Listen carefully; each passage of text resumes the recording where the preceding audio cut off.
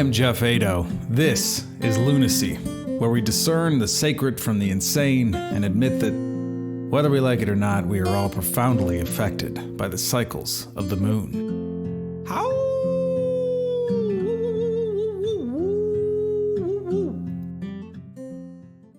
My guest today is Zach Sterner, who is a executive chef at my favorite restaurant up here. It's called 1228. It is a fine dining restaurant couched in casual clothes. It's a beautiful, beautiful, amazing restaurant, and I'm super, super pleased to have you on the show. Thanks for coming. Thanks, Jeff. Thanks for having me. Yeah, nice. So I would just start out with a little review, okay, of your kitchen. Okay. It's shitty, you guys. McDonald's, way better. Yeah. Let's talk about it. Let's be honest. Don't even go there. Yeah. Just, it's not worth the money or anything.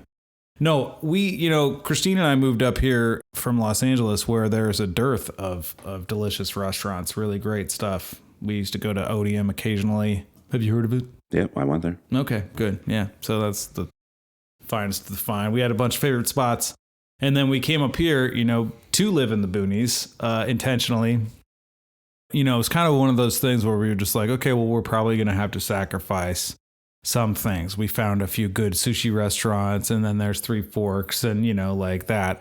But we were like, probably not we're going to have to go to Sacramento or something for, the fine dining experience. And then we discovered 1228, and whoo, let me tell you, super delicious food. Like, it's really like an incredibly delicious restaurant. It's probably I would rank it among like my top 3 restaurants in the world. All right. And I'm fucking old. Thanks. All right. Very old. It's like ancient. I'm like 832 years old. Don't look good. Yeah, I'm like Methuselah.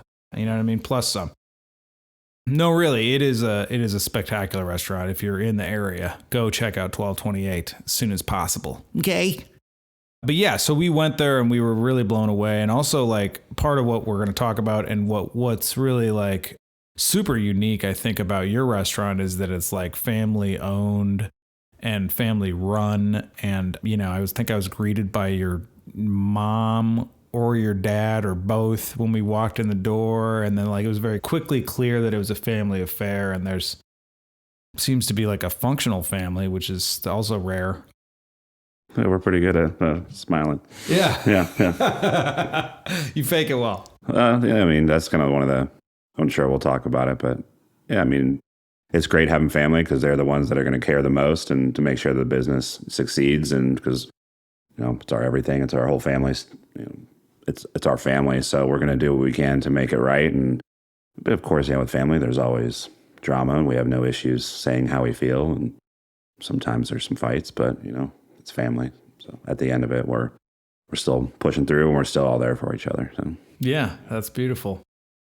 Yeah, it's interesting. I think, what you said there is really telling because like a lot of families don't say what they feel, or they like just talk behind other people's backs about how they're feeling. And then it just gets disgusting and gross. Whereas, I'm a big fan and practice and preach the direct communication route, which is to say how you're feeling exactly in the moment, period, end of story, so that you get it out and get it over with. It sounds like that's part of is that part of what makes 1228 work? Sometimes, yeah. And I just think, not just from our family, the blood family aspect of it, but just with everybody else there as well.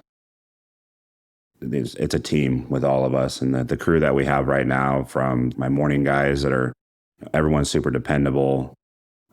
My nighttime staff, the servers, our host, whoever it is, everyone works as a team together. It's not worked at places where it was front of the house versus back of the house. And that just doesn't create a culture of succeeding when 2 people are fighting against the common goal of serving the guests. And that's the most important part. So I think everyone there at the restaurant cares and likes to work together as a team to make the guest experience the best that we can. So yeah, that's amazing. Yeah. So it's not just our blood family, but everyone involved. So the whole 1228 team. Yeah, exactly. Yeah. It's interesting because like that's something that Christine and I really noticed when we moved here is just the general culture here. People like living here, which is not really the case in LA. Pretty much I mean, I can't say that for everybody who lives in LA. And by the way, LA, I love you. Okay. You treated me well for 20 years. I got a little tired of it, you know? And also part of the thing is, you know, everybody moves there for a reason. Like I moved there to pursue entertainment. And so that's why I was there, you know, and I think there are a lot of me's out there. My wife moved there to be closer to the beach. But like just a lot of people move there because there's like this sort of allure of LA and the palm trees and the Beverly Hillbillies and the, you know, meets the fucking it's Real LA. Housewives of Beverly Hills. It's LA, man. Sorry, Housewives. I just puked in my mouth a little bit. Not a huge fan, being honest. But go you, okay? Anyway, you know, there's that whole motif, and like, there's a lot of pretentiousness and fakery. I mean, that's sort of pervasive everywhere, right? But I think it's a little more rich in LA. I came from Omaha, Nebraska, which is a very like down to earth, nuts and bolts.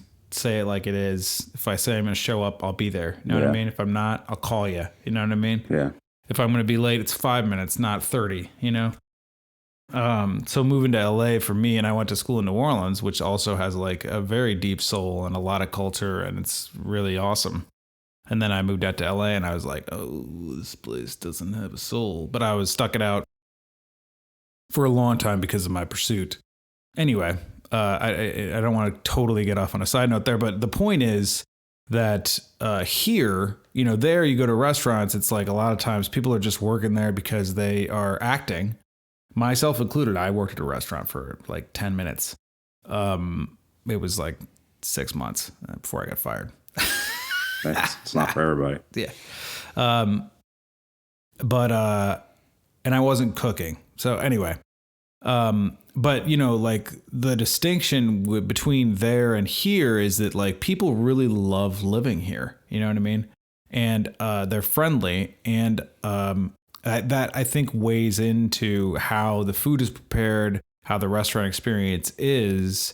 And, you know, I mean, there's a lot of places like that, like Heartwood, where I don't know, you just feel like, okay, I can sense that like everybody that's back there in the kitchen likes being here. Like it's not, you know, maybe this isn't their ideal job per se, but like they enjoy being there. They enjoy this work that they're doing. Like, and I feel like that's super present at your place. And I wonder, what is the difference between like being in a family atmosphere where people really like being there versus like other restaurants that you've worked in the past culturally? I mean, every place I've worked at, the people I've worked for and worked with for the most part gave a shit. Okay. So I think that has helped me progress and want to stay in the business. And I mean, with a small family thing and being such a tight-knit family, is that everybody is very proud of what we're doing there too. So there's pride in everything. And I feel like with it being the family thing, I mean, that can always kind of get in the way. I don't know how else to say it besides, you know, everybody just cares. Whereas a lot of places like you're talking about in LA where it's just people doing a part-time job or something they can make some quick cash as a server or bartender. Of course, everyone needs to make money to pay their bills, but everyone that we have there is not just there for the sake of the dollar.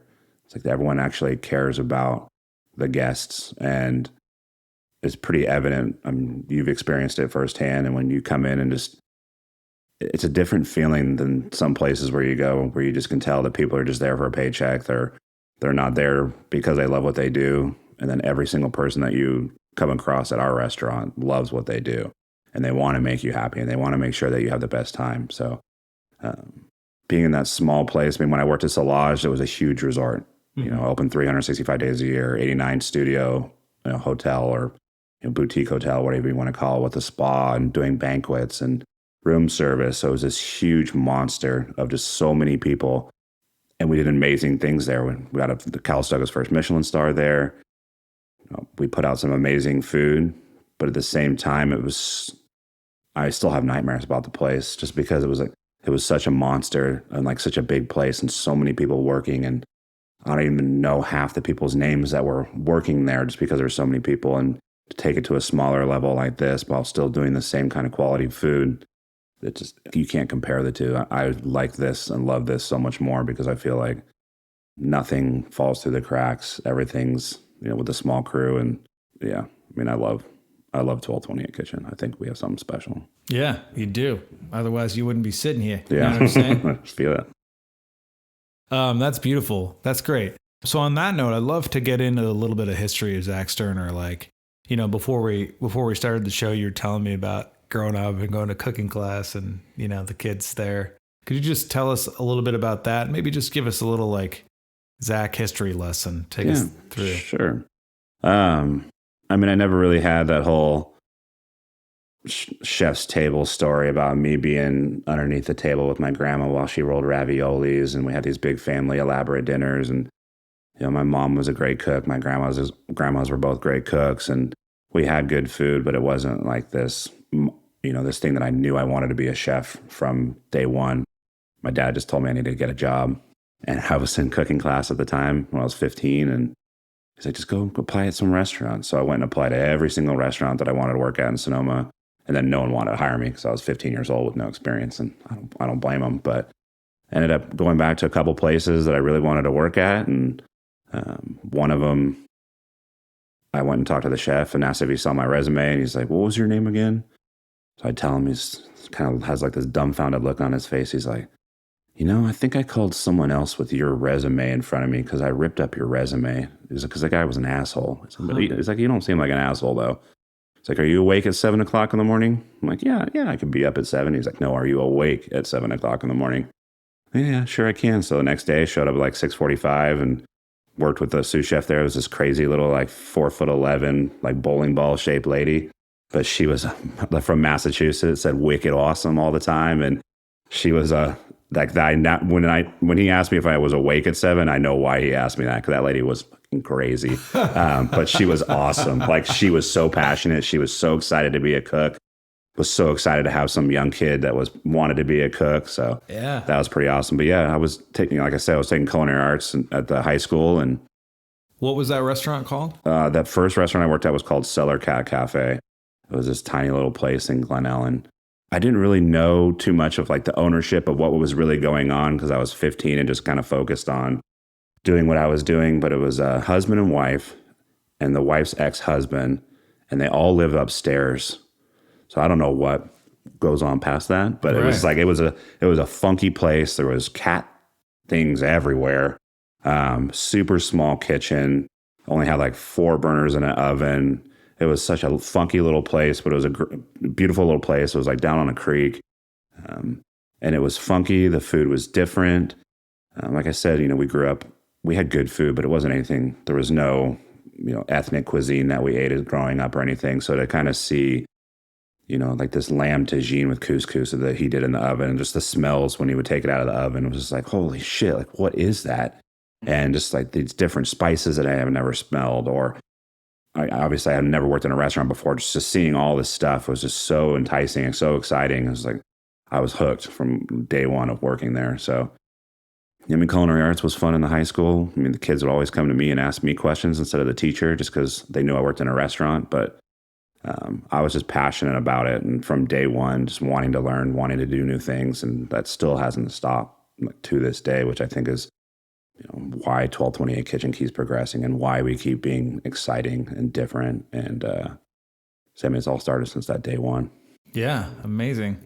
What's Obi-Wan's name? The round bowling ball lady. Her name was Chef B. Chef B. Yeah, nice. I don't know what her real name was. Kudos to Chef B for being your Obi-Wan. Yeah, she was a badass lady. She was super cool. Nice. Yeah, that's awesome. And then you kept working there through high school? I worked there, and then I actually met like one of my best buds. He was Chef B was a morning person. We had Arthur, who was the executive chef. But I didn't work too much with Arthur. I more worked with Joe, who's still one of my best friends. And Joe is a fun guy, so he like fucking around, and like that was kind of a cool thing in kitchens too, is that you're not saving babies' lives, you're just making people food. Mm-hmm. So just bringing that like fun aspect to cooking as well, and just being able to be boys being boys and fucking around, and that was super cool there. And then my uncle decided to be open up a restaurant in Petaluma, and he knew that I was into cooking. He had been a chef for a while, and asked if I'd be interested in coming and helping him open that place. Okay. And now you're 18 now? I'm around, yeah. I'm in high school, 17 years old. I was about 2 years at Cellar Cat. Around 17 years old in high school. Went out and helped my uncle just at this Italian restaurant, just your, not to like talk down on it or anything, but just your run of the mill Italian place. The chef's name was Jose, and he was just a lifer chef. And I mean, how fast him and his sous chef cooked was just amazing. There was, they got some serious food out, and it was insane how fast these guys could just crank out pastas and meat dishes and all this stuff. And so just being a young kid and jumping in with these guys that were lifers that have worked together for so long, when one of the guys didn't speak any English except for some swear words and stuff like that, but the important words. Yeah, and I don't even remember his name. We called him Granudo, which means hairy, because he had he would wear this chef's jacket that was here, and it would just be like this mane of chest hair. But he was so fucking funny, and it was the same sort of thing with that guy. Like, he was serious and he was amazing at his job, but he had fun. And even though we couldn't communicate, his English was really bad and my Spanish was non-existent, we still had fun at work, and it was still fun just busting out with those guys. And so I was there in high school, and then after that, I was down in Sonoma, and one of my buddies, Jeff Lucia, asked if I wanted to go to this place on the plaza, the Letson Hotel. I'm like, sure. And it was like this small boutique hotel, 6 rooms, but it was, I don't know if you've ever been to downtown Plaza Sonoma. But it's right next to Sebastiani Theater, which is a very famous theater in Sonoma.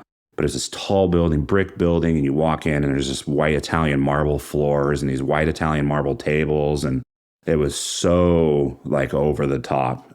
And I'm like, what the hell is this place? But anyways, we sat outside, and I still remember the dishes that we had. It was on a clear glass plate. It was a tandoori quail with eggplant caviar, a green mango chutney on this weird clear glass plate. And just the presentation and the flavors of everything, I was that was another one of those moments where it was just holy shit, this is what food can be like. And we get our desserts, and there's 3 little shortbread Subway cookies with the 3 different fruit sorbets, and they had perfectly diced or sliced fruit that the sorbet was made of and put it on top. And it was just kind of, I was I want to work here. So I ended up leaving my uncle's place. It was a great experience to be able to just do numbers and do that kind of food, but I just wanted to do something a little bit more. So with the Letson Hotel, they were doing different food. The menu was changing seasonally. So they were doing all types of cool stuff. And then a month in, the sous chef, they kept putting him on the schedule and putting him on the schedule and putting him on the schedule. They never gave him a day off. So I think they were trying to push him out. But one day he was like, fuck this, I'm out of here. And then I was 19, I think around 19 at the time, and I worked my ass off. I showed up early, I stayed late, I worked through my breaks. I was, put my head down, yes, chef, obviously they didn't make me call him chef back then, but just that work ethic. So they asked me if I wanted to be the sous chef, which was crazy because I'd barely been working in the industry for, 4 years with people that had been doing it for 30 years. A guy that was, 30 something years old that went to culinary school that he thought he was going to get it. And so, oh no. Yeah. So that created a little bit of animosity, a little bit, that I was this 19-year-old kid that all of a sudden I had to manage people, 10 years my senior, 30 years my senior. It was, they didn't like me. That I was the one given the position, but it wasn't my fault. I just worked my ass off, and they saw we can work this kid to the fucking bone. Yeah. And he's not going to complain. Oh yeah. But that was great because I did. And, they eventually, once they saw my work ethic and everything that I did and put into it and the care that I had, I ended up winning them over, I think. And another part of that place was that we got to do whatever we wanted with food. I don't know how we made food cost. I really don't. We were ordering in whatever we wanted. Chef was just kind of letting me create dishes at 19 years old with no real experience. So, if it wasn't for that, of being able to start then, of being able to create and try new things and fuck things up and realize why I fucked those things up. And that was a huge growth for me, being able to being management, being able to be creative. And then once again, just learning new shit all the time. It's like, that was the coolest thing to it. Took a little break from cooking for a while, and I went to Australia for 3 months, just kind of get away. I wanted to live down there and work down there, but no one would hire me because I was on a tourist visa. So I just spent every last penny I had and ended up coming back. But while I was there, I applied at Solage, which was a new Auberge du Soleil resort. So Auberge du Soleil is, one of the big names in Napa Valley, been around forever, a Michelin star restaurant, absolutely gorgeous hotel and property. And so they were opening up a new place in Calistoga. And they said they were looking for a sous chef, and the pay was like twice what I ever made working. So I was stoked on that. Yeah. Applied, came back, and I was sitting in my room with aforementioned Joe, who I worked with in my first job. I was living with him, and he was on the phone with his friend Trevor, and Trevor's like, "Oh, I just got this job at this new place in Calistoga as a sous chef." I'm like listening to this conversation. Oh, no. Shit, because Trevor had been working a lot longer than I had. So he ended up getting the sous chef position, and I just took a line cook job there.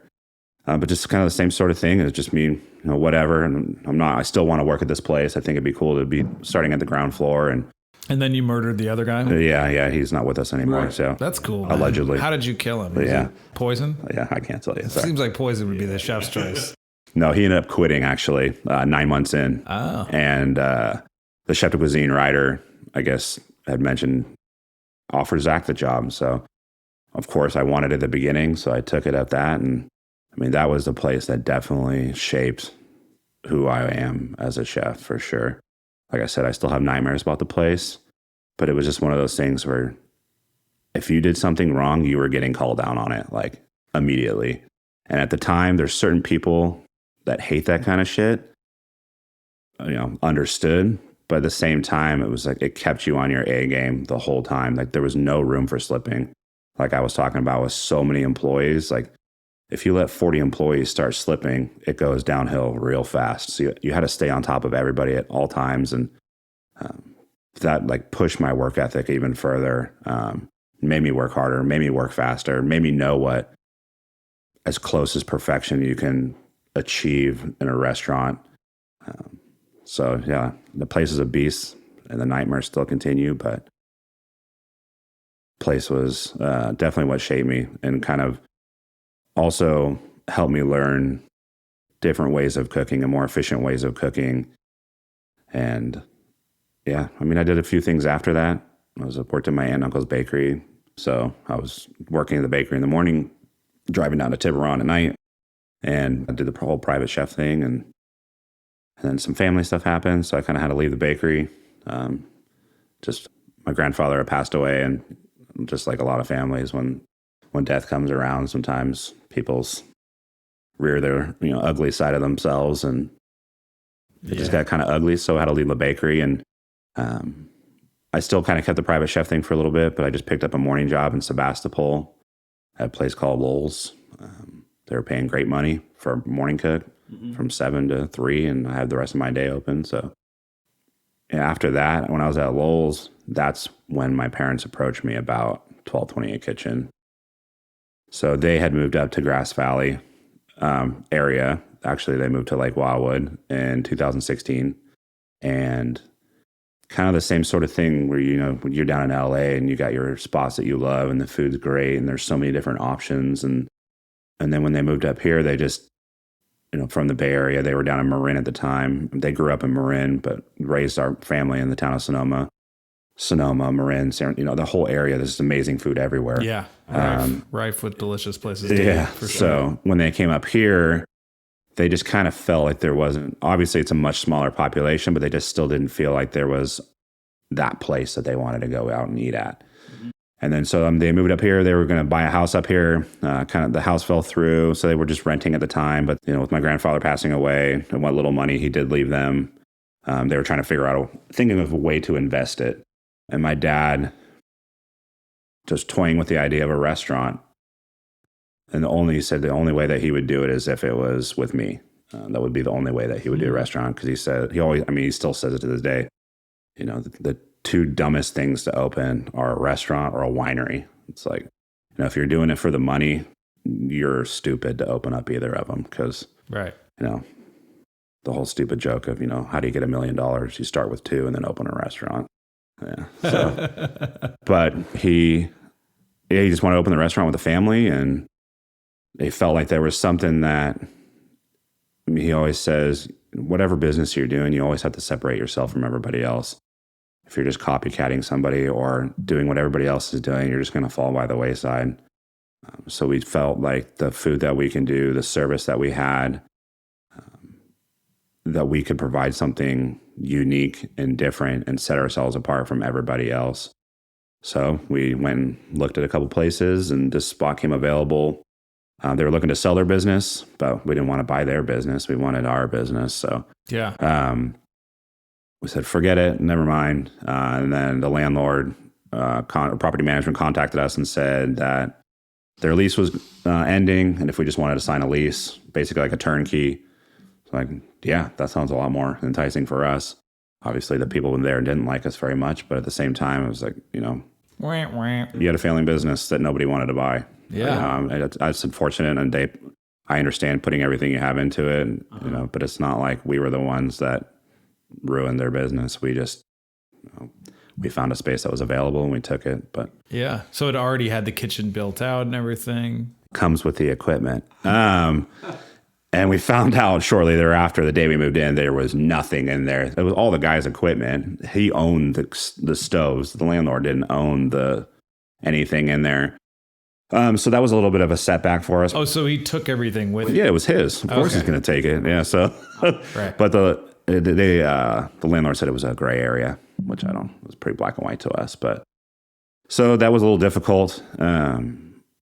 But we kind of got to put in the equipment that we wanted, figure out how we wanted to do it.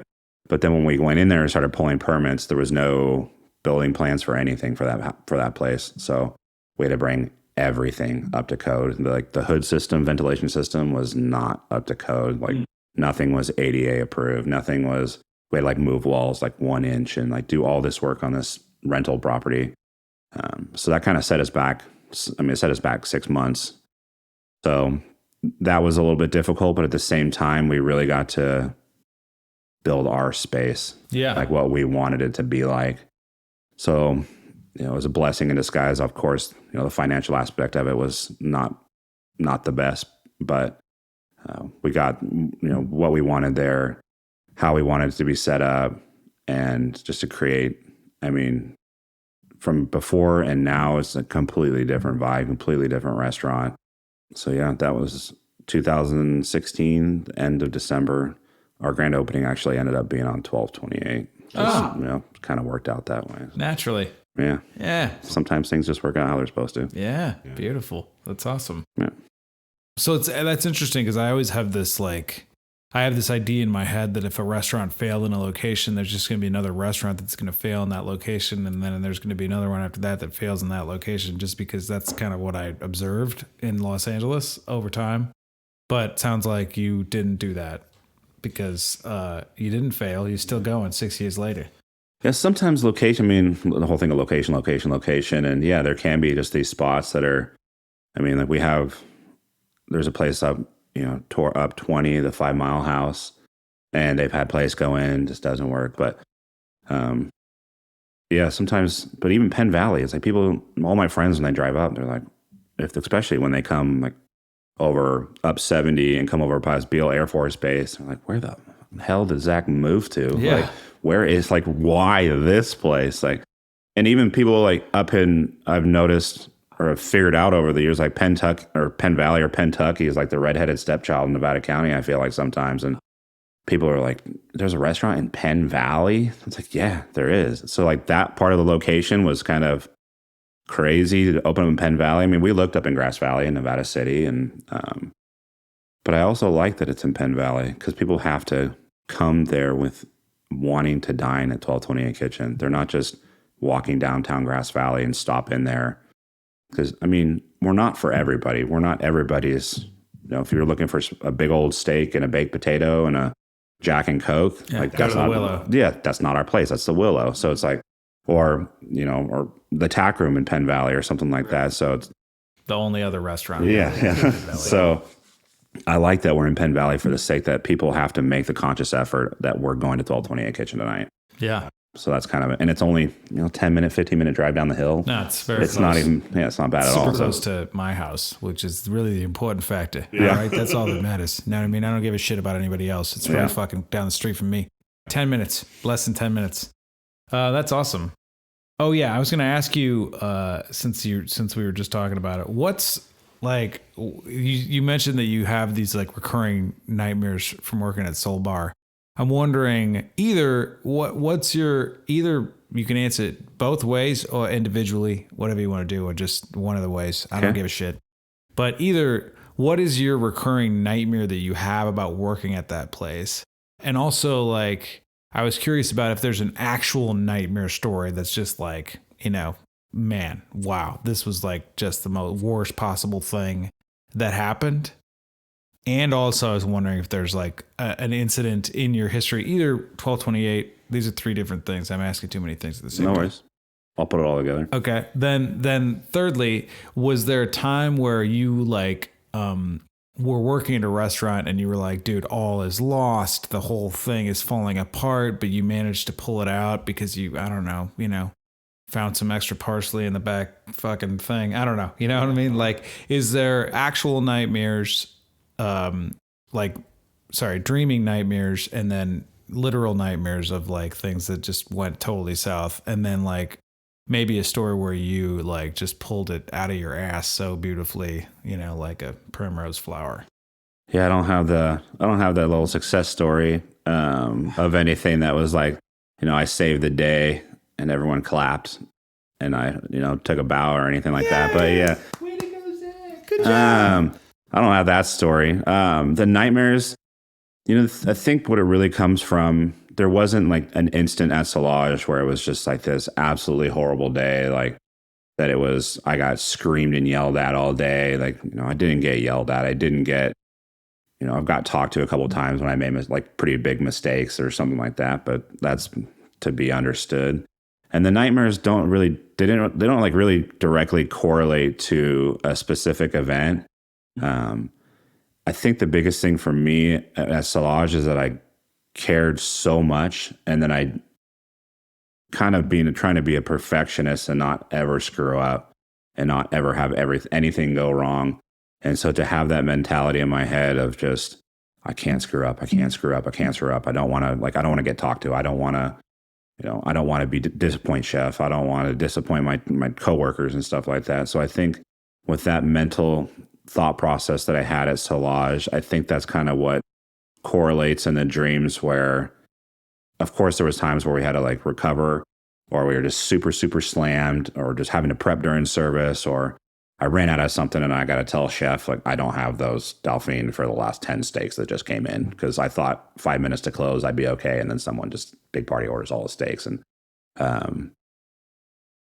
in the dreams, I feel like shit does hit the fan. And that was what I was always worried about happening. Okay. That never did. But then all of a sudden it was just like, crab cakes falling. For some reason, we're grilling crab cakes and they're falling through the grill and catching fire, and chefs yelling this stuff at me. And I don't know what these dishes are. And they're like, yeah, you do. Everything's right there. And I'm like, I don't know this dish. And it was like, I think it was just that other part of my brain where I thought that everything was going to go wrong, but it never actually did. But I guess it still lives in my head somewhere that maybe I just never want that to happen in real life. So maybe that's just my brain's way of like, well, it needs to happen sometime because you can't have all this. Like, you need to have some shit too. So, I don't really think too much into dreams very often, but that one's definitely, I'm just thinking about it now. Maybe that's probably why I still have those nightmares Yeah. So, yeah. Yeah, it's interesting. I have a recurring nightmare that my big recurring nightmare is that I have to go on stage and perform a play, but I don't know the lines. And so I'm like scrambling to find a script backstage so I can learn the lines right before I go on stage. Yeah. And then I'm on stage and I'm like, Don't know what to say. And everybody's expecting you to you do know what to say. Come on, And just I'm say like it. the lead, you know, in the play. Yeah, it's funny. I had that nightmare the other night. So yeah, it makes sense that we have nightmares about things that are like our most terrifying moments. Yeah. And it also makes sense that, you know, here chefs asking you to cook all these things that you don't know what the fuck, how to put them together. Yeah, that's great. By the way, I meant to ask you, because for some people, not me, of course, they might not know the difference between a head chef and a sous chef. Yeah, so like traditional kitchens, like French kitchens, is definitely like a military sort of ranking system, depending on the size of the place. So the executive chef will be the head honcho, the guy whose name is on the menu. A lot of the times, depending on the place, the executive chef isn't necessarily the kitchen, like cooking chef anymore. He's more the managerial, the invoicing, the scheduling, dealing with the hiring and firing and all that kind of stuff. And he designs maybe parts of the menu. Yeah, I mean, of course, he's still part of the menu. Like you had mentioned Odium earlier, and the time we went, because I really enjoyed watching Chef Hollingsworth on the Netflix special, The Final Plate or whatever, and just, you know, with his background at the laundry and his style of food, I felt like we just had kind of this connection with the same kind of style of food. And so when we went to Odium, I was just asking for some reason if he was there. He wasn't that night. And then I don't know how it got brought up, but I was like, oh, you know, does chef around? Like, is Chef Hollingsworth around a lot? He's like, and the server said, he has a couple dishes on the menu. So it's like, which is kind of funny, especially because he's like the face of the business and he's like the executive chef. But a lot of the times, so going from the executive chef, typically there's a chef de cuisine who's the kitchen chef. Okay. And a lot of times the chef de cuisine is the one that will be in the kitchen working, has a lot of the, you know, creative aspect. Of course, they're always going to be working with the executive chef. Maybe not always in certain instances, but the chef de cuisine and executive chef work together with the food and what they want to do. And the chef de cuisine is kind of the managing one that puts it into play. And then the sous chef. Yeah, sometimes there might even be an executive sous chef. And then the sous chefs will be underneath that. And then they have line cooks. And then there's commis who are like the prep cooks or like people working with the line cooks.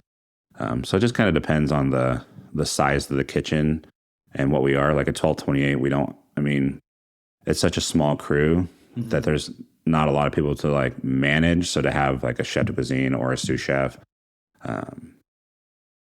you know, my fiance kind of took over while I went to Italy for a little bit. So she took over as like my sous chef for when I was gone or when I step away from the kitchen. She's kind of the one in charge. Sorry, you went to Italy without your fiance? Yeah, I know. Whoa, dude. My dad took me. You're still getting married? Oh, yeah. Amazing. Sorry, she went to Hawaii with me a couple times without me. Oh, did she now? Yeah, my wife's about to go to Italy without me. And color me super excited. Yeah. Not excited, you guys. Although the reason that she's going is beautiful. It's like her best friend's birthday and stuff. And so anyway. Yeah, my dad wanted to he's always wanted to go to Europe, and my mom hates flying. So it was just one of those things he's wanted to do his whole life and wants to take one of his kids like each year. Oh, that's cool.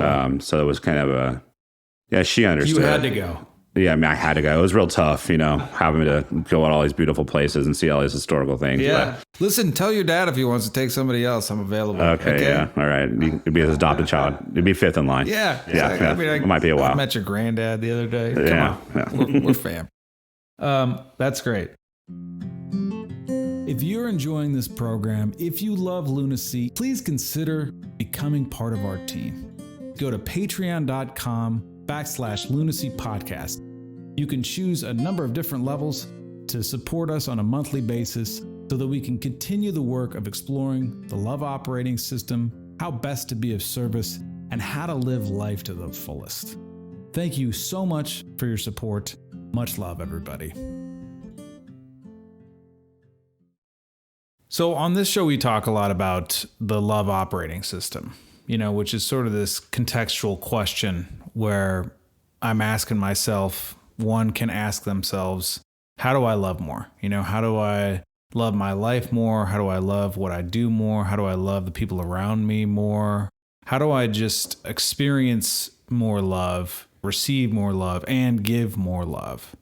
And I've heard you talk in other interviews how important it is for you to infuse love into the food that you're cooking so that people experience that in every bite. And I'm just curious if you could maybe talk about how the love operating system applies to what you do at 1228 and how you prepare for food and how important that is to you. Yeah, I think as a cook, sometimes it's hard to remember that you're cooking food for people and it's not just a job. Mm-hmm. You're not just putting something on a plate just because that was your job and then to put it out. It is hard because sometimes, especially after a long night or just if it's a rough service or you're just super, super slammed, you got to still always remember that the people coming in at 5 o'clock when you're not doing anything are just as important as the people coming in right before you close. I mean, all restaurant people, there's always a thing getting upset at people coming in right before they close. I'm guilty of it as well. But at the same time, they're still just as important as that 5 o'clock person. And that's where the love comes from, is that you need to know that. And you need to know that someone's sitting there, and it could be they saved up all year long. This is their one meal that they can go out and eat for something special, for their wife's birthday or for their anniversary or whatever it is. It's not just a plate of food that you're sending out. It's like that could... Not that food can change people's lives, I think, or at least change their mood or enhance their moods. And everyone always talks about, you can taste the love in things, but it sounds cheesy. But you can, because I've gone places where, I won't name the place, but when I had the food, you can just tell they did not give a shit about what they were putting on that plate. I've been to that place too. Yeah, there's a lot of them out there. Mm-hmm. And especially in LA. Yeah. And it's just sad because in a lot of places it's not cheap either. And I've been to, some Michelin star restaurants, and of course they're, world acclaimed and, world famous or whatever. And they present things so beautifully. But I think a lot of the times at those places, I don't know if the cooks are just scared from getting like I had the nightmares about Slosh, scared of being yelled at, or you just want to make sure you played exactly how chef told you. And you're scared, and as long as it goes out and it looks good, then it goes out and you're fine and you don't get yelled at. But that's not the kind of kitchen that I want to have either. Is I want everyone to. They go out. My cooks go out to eat. They know what good food is. Going out to eat for me, it sucks when you pay good money for food that you can just tell there was zero love in this, none whatsoever. Yeah. And it comes across. So when you're actually caring about the guest from the moment they walk in or the time you take the reservation, finding out if they're celebrating anything, finding out what their partner's name is, finding out their kids' names. Mm-hmm. We have notes for all these people, for all their guests, and making everybody feel special. So before you even sit down, it's, hello, Mr. Johnson. Hello, Mrs. Johnson. Oh, how's Bella or whatever. Right there, they're already happy. And then you sit them down and the server comes with a smile or talks to them about the wine or brings them a little sample of something they want to try. And then to get, my dad coming by and talking to you, or, someone has a little baby, takes the baby so the family or the couple can enjoy their dinner for just a little bit. And then you get the food that, from the morning guys prepping it to make sure, tasting everything, making sure it's perfect and fresh. And then us finishing at nighttime and presenting it beautifully. And just everybody has love into that one dish, and then they get to eat it. And it's, I hear it all the time. This is the best, some of the best food I've ever had in my life. This was one of the best things I've ever eaten in my life. And I feel like that's kind of my concept with food, is that I want people to say, holy shit, that was fucking good. I want to eat that again. Yeah. Not that you made a dish with sunflower 6 different ways. Good for you. But I want that moment. So when they have that moment, and then, having their dessert, and we always make sure we say thank you and goodbye to every single person that walks out. And just so it's that love, just from seeing their face to sitting down to getting to enjoy the love of the kitchen, getting to enjoy the company of their dining partners. It's just a full-on experience of it's caring. I think love is caring. So, yeah. Yeah, that's beautiful. That's great. I think that's what strikes me so much about what you just communicated is like, so I'm on a mission. I'm on a mission from God. All right. Maybe. Yeah. I am on a mission for sure in this life and in this world to like combat cynicism with love. You know, I feel like we get so hung up on being cynical and like just trying to get by and everything and whatever, man, just look good, you know, get through it, you know, do the job, put the fucking thing on the plate, right? You know, like that's modus operandi for most of us humans. And there's very little talk about the value of love, which I think is ridiculous because it's so important and we all have it. And it's like super missing from our education system. You know, I interviewed Patch Adams one time for this documentary project. And his whole thing was, he was like, look, there should be a love class in every grade from kindergarten through whatever, college, graduate school, where you're talking about love and the value of love and how do you love your life more, et cetera. And I just think that's so poignant and appropriate. And, you know, like what I'm talking about philosophically is like, how do I love my life more? How do I be more engaged? How do I be curious and invested? How do I marvel at the beauty of this world and what we're experiencing in this fucking bizarre mystery that we're all part of, you know? And what you described is like, you know, you said, well, it sounds cheesy, but like you can taste the love in the food, and you can. And that's true. What I think is one of the most beautiful things about cooking and why I love to cook also is like, you take this intangible quality of love and then you infuse it into the food, and then the person eating it can taste the fact that you really cared, that you really gave a shit, that you really went the extra mile to put the, you know, that, and also that I really, you know, it's kind of like that, they did that experiment on water, you know, like I hate you to the water and I love you to the water, and it looks molecularly different when you put it under a microscope.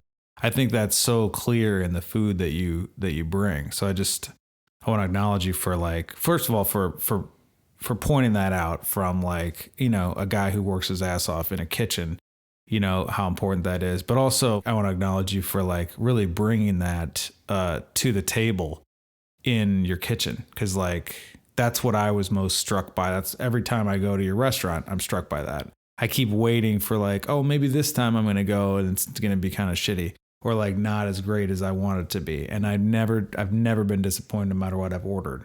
So like, I really want to acknowledge you for bringing that into, into the fold. Like you've kind of translated your work ethic with your heart ethic, you know, which I think is like a model for people. Thanks. Yeah. It's hard sometimes with this world, and it's kind of a shitty place sometimes. And yeah, I'm number one guilty of, you know, being negative or just looking at the bad or not focusing on the good. And it is hard. And sometimes too, and just comparing it to work and, you know, stressed out and it's hot and you're just tired. But then, you know, the few times that I've been able to go out to the dining room and talk to people and just to like see like pure joy on people's faces, like you forget that sometimes. Like, yeah. So it's super cool to talk to people and meet new people and that are just so happy to be there. And like whatever shit is going on in their life, it doesn't matter at that time. So yeah, kind of cool to, you know, transport people for a couple hours to be happy. So hopefully it moves forward from that. So yeah, absolutely. And I think, you know, something else you pointed out, which is that like, you know, your goal is to give people like kind of a life-changing moment in their food. And I know for us, the first time that we went there, it was like a special occasion and like I was excited about it and the reviews were really good. And then we ate everything and we were just like, this is amazing. Like course after course, just spectacular. And we kept ordering more food and we like, I mean, I don't know. Of course I left super filled to the gills, you know, which is that's not good for my gut. You know what I'm saying? But treat yourself. Yeah, occasionally. Yeah. Don't eat there every night. You'll be fat. No, do eat there every night, please. You'll be fat. Yeah. I don't know. Figure it out. You'll be happy. Work out. You'd run marathons and eat at 12:28. Yeah. Okay, great. So what's it going to take to get 1228 on the Michelin map? Who do I have to bribe? What do I have to do? Do I have to fucking become a Michelin guy? I don't know, man. I mean, it's one of those things where they open it up to the state of California. Well, the state of California now. They opened it up to Sacramento greater area. And then now they're down in Southern California, Santa Barbara, San Diego, LA area. And Michelin, I don't know. I don't know the answer to that. Okay. I mean, we've reached out to them. We've had tons of our guests, send them messages or James Beard or whatever it is to kind of just like, you need to check out this place. You need to check out this place. We are a little bit further out of Sacramento, but I think Michelin also tends to lean towards tasting menu style, with like multiple course things, whereas we're just a la carte. So I don't know if that plays into something with it, but I didn't even know what a Michelin star was when we got one at Solage. Like my chef called me, it was my day off. I'm like, I'm not answering that. I just put the phone down, let him leave a message, and he's like, "Wake up, slut! We got a Michelin star." I'm like, what the hell is a Michelin star? I'm like, I had to Google what is a Michelin star, and then realized I'm like, oh wow, it's actually like a pretty serious thing, I guess. And but that's still like, and I've eaten at plenty of Michelin star restaurants, and I enjoy that style of service and just that the skill that it takes to provide that kind of service and food. And I don't really care if we ever had if I ever get a Michelin star. It's never been a goal of mine. The only reason that I would like a Michelin star is just what it would do for our business, right. Financially, and just kind of getting us more known over the state of California, or just on the map in general for a really awesome restaurant. At the same time, it's just like there's a lot involved with Michelin, and just being able to keep the star and the stress of that, and kind of working in a Michelin star. I know what it takes to have a Michelin star, but at the same time, I don't know. It'd be nice. I'm not going to say I wouldn't like it, but it's not critical. It's not a goal for You're not me. Crying and about it every night. No, my Michelin star. Yeah, where's my Michelin star? Or I lost my star. No, yeah. So yeah, I mean, just the style of food that we do, I'm more excited about. If I had to do like smaller tasting menu stuff and just a little bit more, elevated with our service or whatever it may be, I don't know. I really am proud of what we put out and the style of food that we put out. So yeah, Michelin, if you want to give us a star, I'm okay with that. But at the same, or whatever it may be. But like I said, I mean, you don't have to worry about the popularity because you're on Lunacy now, so everybody's gonna hear about this, bro. Yeah, that's all over it. 1228. Yeah. Tomorrow, probably. Yeah, our phone's already ringing off the hook at work. Yeah, I know. I haven't even put the episode out. I know, it's crazy how things work. Nuts. Internet is fast. Yeah. Yeah. It's premonitory, fucking whatever that is, all right? You know in advance that I'm putting this episode out, all right? Even before it happens. 1228 sold out every night. Boom. So let's talk about the contrast of a fine dining experience without the pretentiousness, I mean, don't you think you're selling people short, If I'm going to come down and spend the coin to eat at 1228, I feel like I deserve to look down at the people eating at Squeezeburger next door. Yeah. I mean, you could do whatever you want, but yeah, I mean, fine dining, it's such a weird term too, because some people consider going out to Black Bear Diner, going out to dinner, like that could be someone's Michelin star place. Right. Or their one time that their family. Depending on where they live. Yeah, or just where their family finally gets to go out and sit at a table and have people serve them. Like that could be, their fine dining. And then I feel like when I mentioned that thing, the fine dining without the pretentiousness, a lot of the times I watch these videos, the white tablecloths, they need to be perfectly ironed. And if they're not, the tables aren't an inch and a half away, people getting out rulers and like making sure the tables are 1.5 inches away from the chairs or whatever it may be. And, or the servers that are in suits and can't really like have a personality. Yeah. They just have to be like these machine robots and the perfection of setting things down and, like a time service sort of thing. And I think there's a time and a place for that. And the skill that it takes to do that is amazing. But I think people get scared sometimes when they see fine dining too. we got phone calls like, what's your guys' dress code? Like, just wear clothes. That's all I'm worried about. Don't come naked. Yeah. All right. Exactly. If you do, you better look great. Yeah. So it's like, if you want to come in shorts and a t-shirt, come in shorts and t-shirt. If you're comfortable, great. If you want to dress up, people can dress up and still feel comfortable next to someone sitting in shorts and a t-shirt. It's like, so. Very California. But you're getting good service and good food. And that's the basis of fine dining is great service, great food, and being able to have an experience of doing that. I think that's fine dining. It doesn't need the white tablecloths or the dessert cart or, all this extra stuff that it's, people hear fine dining and they expect us servers to be in suits and the tablecloths. And it's like, it doesn't need to be that way. It's interesting. I feel like that's, again, I mean, I've already said it, but I'm going to say it again.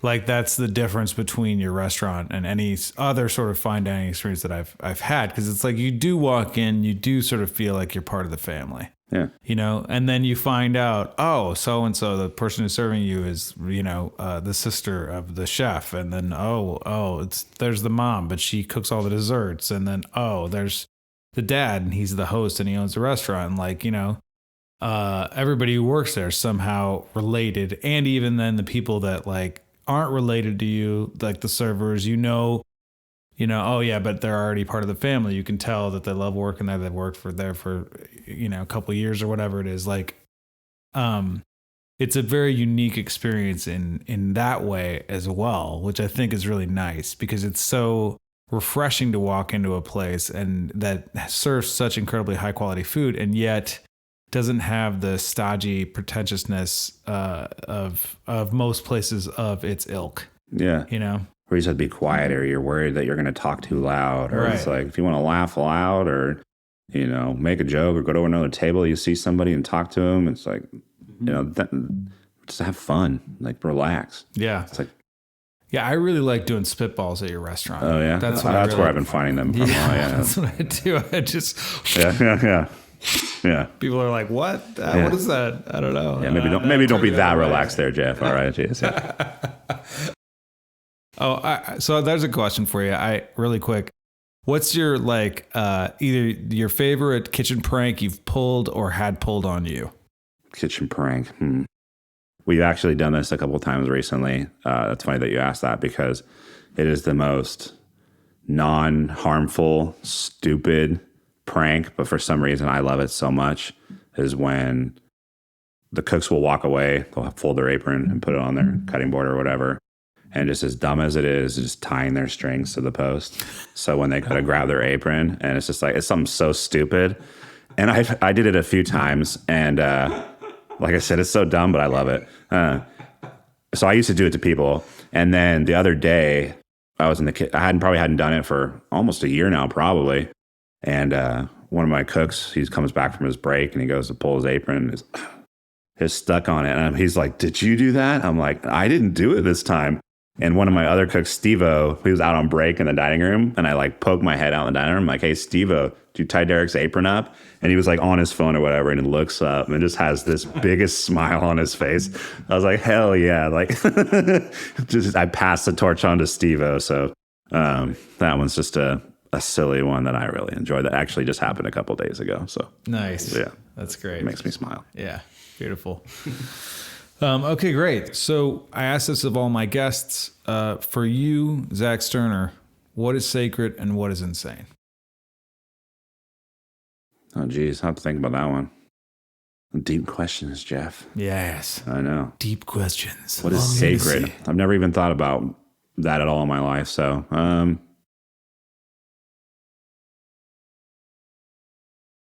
you're stumping me. I mean, I can think of it insane, but I mean, it's just when I hear the word insane, I just think of the whole, the definition of insanity is doing the same thing, expecting different results. Mm-hmm. And I see that a lot with a lot of people. And I don't know, I feel like you get stuck in your ways sometimes.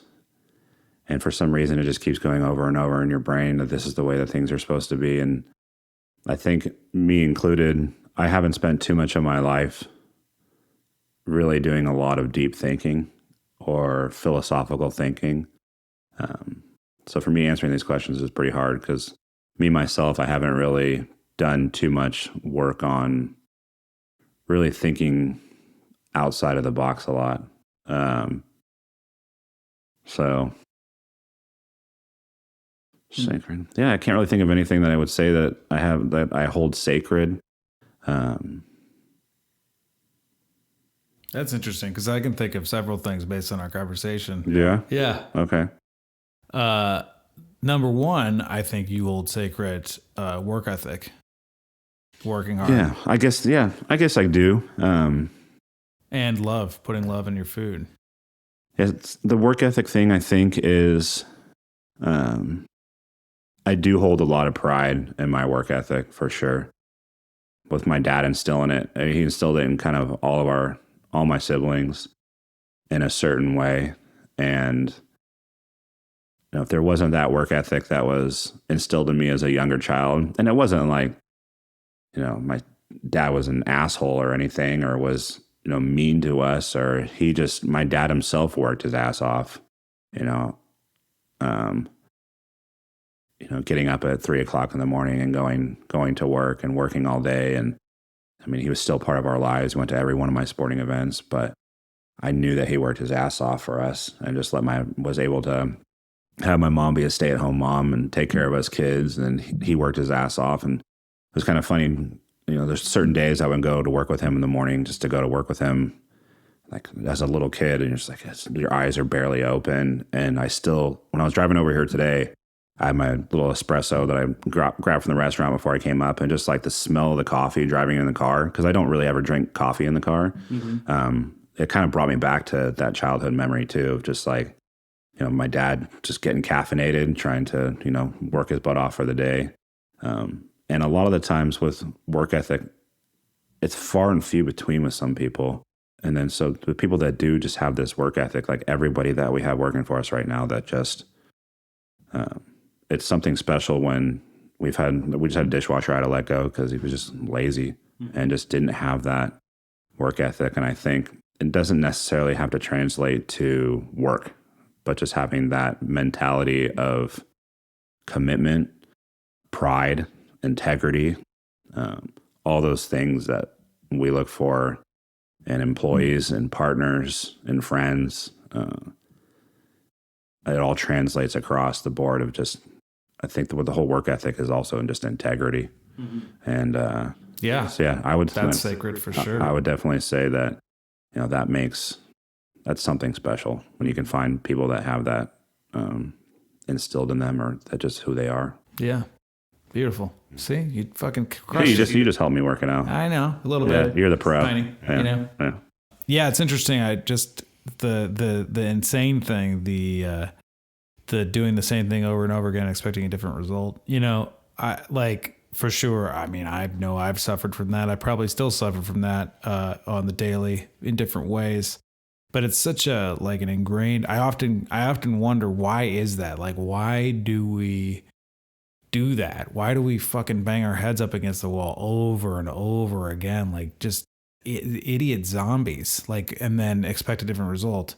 And I think that somehow there's something peculiar about, the way that human beings are versus cats or animals, right? Where we have this sense of language, and so we can talk about the past, even though it's not happening right now, and we can plan for the future, even though it's not happening right now.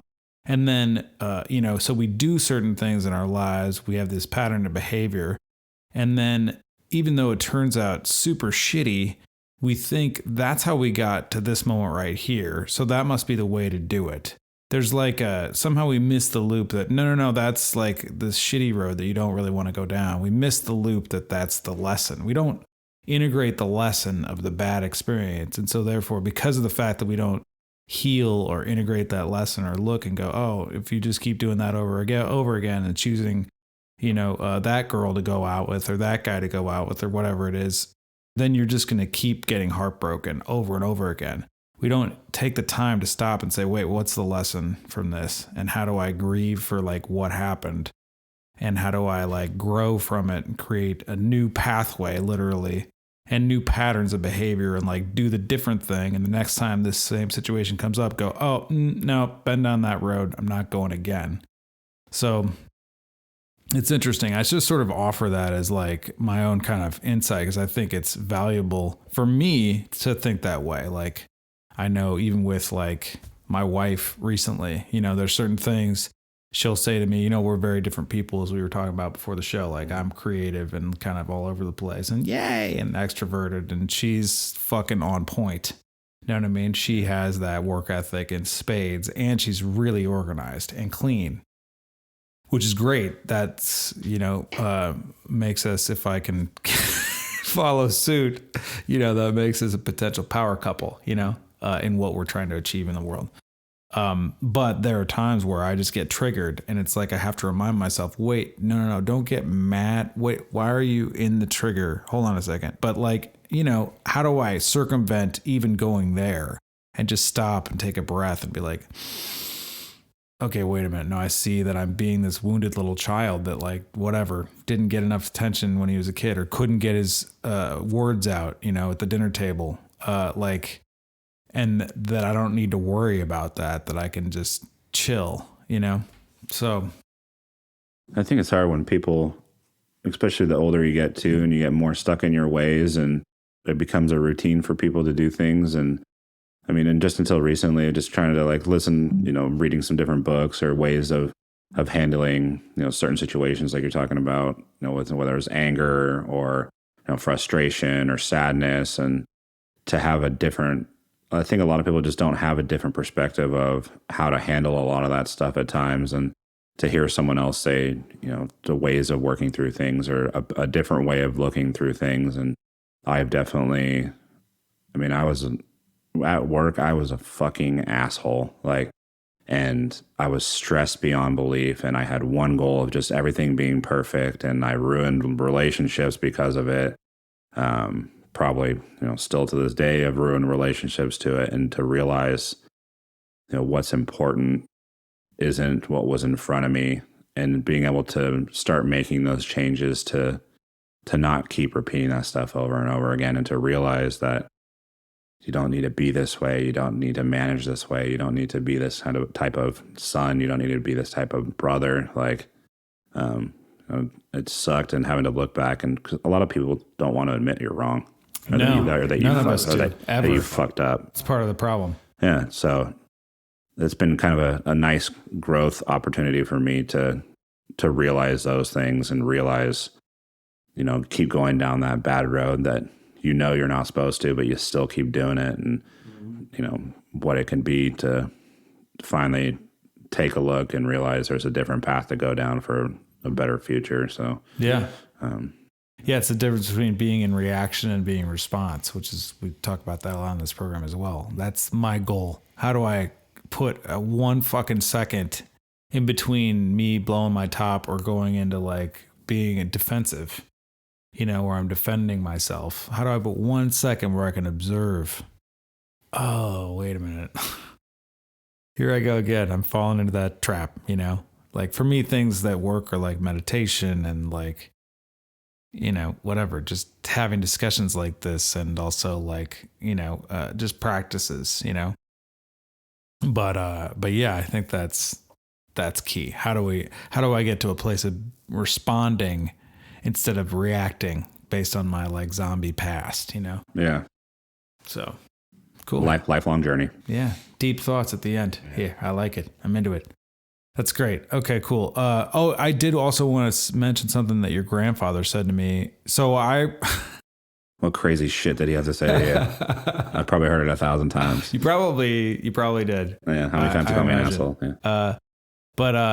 I rolled up the last time I ate at your restaurant. I rolled up because I had your phone number wrong on my phone, and I was texting you to get you on the show, and you weren't responding. And I was like, this motherfucker. This fucking asshole said he would do it, and I'm not responding. Yeah. Well, you know, Jeff wrote my number down wrong. Yeah. Exactly. So I came to the counter, and I was sitting next to this older guy, and it turned out to be your grandfather. Yeah, so we chatted it up a lot. That guy is a beautiful, beautiful human being, by the way. And he said something that really stuck with me, which was like, don't believe anything you read. Don't believe anything you hear. Only believe what resonates with your heart. And I was like, okay, all right, Yoda, I'm into it. Yeah. Let's go. But I think that also applies to everything we're talking about. You know, it's like we're we're inundated with trying to look good all the time, but we're not checking with our own heart and what makes sense to us. We're not coming from love and looking at the organ that gives us the opportunity to double check on what's really true for us, you know? So I thought that was that's a good place to end. Words from, what's his name? Moose. Moose Sterner? Well, his name's Peter, but he's gone by Moose his whole life. So Okay. my was Mouse and Moose, my grandma. All right. Moose. Just because his mom thought he looked like Bullwinkle because he was big and tall and goofy. He does kind of look like Bullwinkle. Yeah. He's the Moose. Yeah. All right. On that note, yeah, don't believe what you hear. Don't believe what you read. Only believe what resonates with your heart. Moose Sterner. Yeah. Thank you. All right, everybody. As always, thank you so much for tuning in and listening to Lunacy. Big thanks to my friend here, Zach Sterner. If you haven't already, go check out 1228. Do yourself that huge favor. You will love it. If you don't, call me and I'll tell you you're an asshole. Okay? If you'd like to support the show, please go to patreon.com/Lunacy podcast. Soon enough, we're going to start the Lunacy community. Look forward to that. In September, we may be doing it a little bit differently so we can kind of battle plan and strategize. So there may be only 2 episodes coming out in September. But as always, tune in next week and much love.